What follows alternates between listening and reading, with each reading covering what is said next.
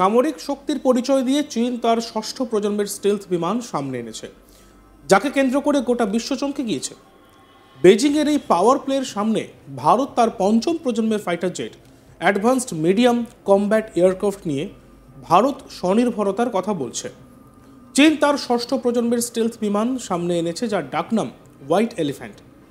একে আনুষ্ঠানিকভাবে J-36 বলা হয়।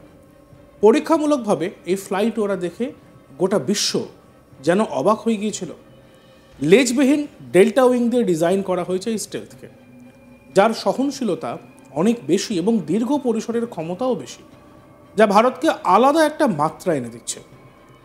অন্যদিকে ভারত তার পঞ্চম প্রজন্মের fighter program advanced medium combat aircraft নিয়ে কাজ করছে।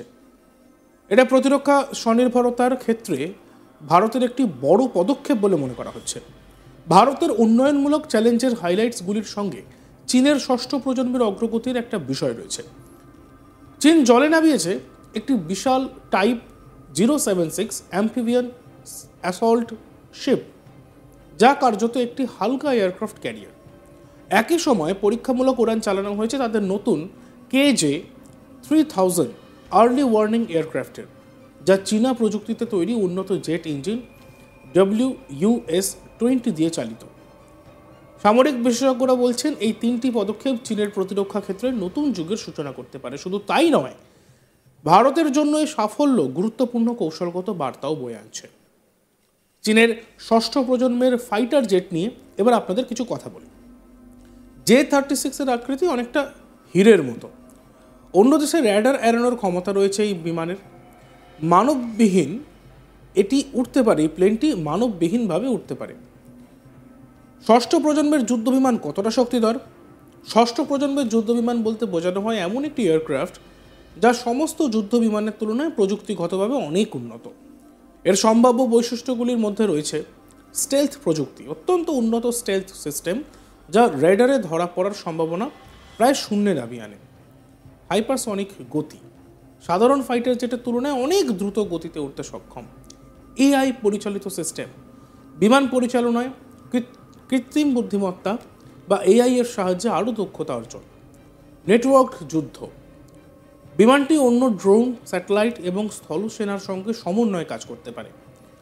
নতুন প্রজন্মের অস্ত্র, লেজার বা মাইক্রোওয়েভ ভিত্তিক অস্ত্র পরিচালনার সক্ষমতা। যদি চীনের এই দুটি বিমান সত্যি ষষ্ঠ প্রজন্মের হয়, তবে তা শুধু ভারতের নয়, আমেরিকার মতন দেশগুলির জন্য মাথা ব্যথার কারণ হতে পারে। US next generation air dominance এর উদ্যোগের মতন প্ল্যাটফর্মটি প্রতিদ্বন্দ্বিতাপূর্ণ পরিবেশ ও নেটওয়ার্ক সিস্টেমের দিকে বিশ্বব্যাপী পরিবর্তনের উপর জোর দেয়। এই উন্নয়নগুলি দক্ষিণ এবং পূর্ব চীন সাগর সহ গুরুত্বপূর্ণ অঞ্চলগুলির ওপর প্রভাব বিস্তার করে। স্বায়ত্তশাসিত ড্রোনগুলিকে একীভূত করে এবং সেন্সর ফিউশনের ওপর ফোকাস করে J-36 পশ্চিমা এয়ার পাওয়ার সিস্টেমের সঙ্গে প্রতিযোগিতা করার জন্য চীনের অবস্থান সুদৃঢ় করে। ভারতের জন্য এর কৌশলগত প্রভাব পড়েছে, সেগুলি হলো আকাশপথে আধিপত্য।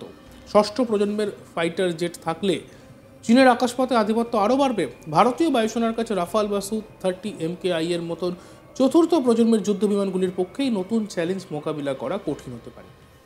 সমুদ্রপথে সংঘাতের ঝুঁকি, টাইপ 076 জাহাজ ভারত মহাসাগরে চীনা নৌবাহিনীর উপস্থিতি আরও বাড়াবে। ভারতীয় নৌবাহিনীর জন্য এটি একটি বড় কৌশলগত চাপ। গোয়েন্দাগিরি এবং সাইবার ওয়ারফেয়ার, KJ-3000 এবং AI চালিত ফাইটার জেটের মাধ্যমে চীন সাইবার যুদ্ধ এবং গোয়েন্দাগিরির ক্ষেত্রে এগিয়ে থাকতে পারে। তাহলে এখন প্রশ্ন হলো, ভারতের কি করা উচিত? সামরিক বিশেষজ্ঞরা বলছেন ভারতের উচিত পঞ্চম এবং ষষ্ঠ প্রজন্মের যুদ্ধবিমান তৈরিতে জোর দেওয়া, মার্কিন যুক্তরাষ্ট্রের সঙ্গে কৌশলগত সম্পর্ক আরও মজবুত করা, সমুদ্রপথে নজরদারি বাড়ানো এবং ভারত মহাসাগরে আধিপত্য ধরে রাখা, ড্রোন এবং AI চালিত অস্ত্র তৈরির ক্ষেত্রে আরও বিনিয়োগ। চীনের এই সাফল্যের ফলে ভারত চীন প্রতিরক্ষা প্রতিযোগিতা নতুন মাত্রা পেতে চলেছে বলেই মনে করা হচ্ছে, কারণ দক্ষিণ এশিয়ায় সামরিক ভারসাম্য বজায় রাখা ভারতের জন্য অত্যন্ত গুরুত্বপূর্ণ।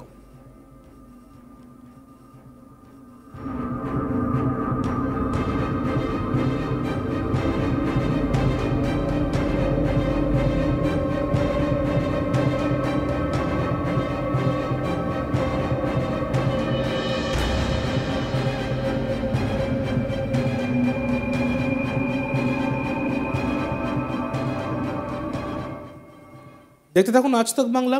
আমাদের ইউটিউব চ্যানেলটিকে অবশ্যই সাবস্ক্রাইব করবেন, ভিডিওসগুলি ভালো লাগলে লাইক করবেন, কমেন্টস করবেন, শেয়ার করবেন।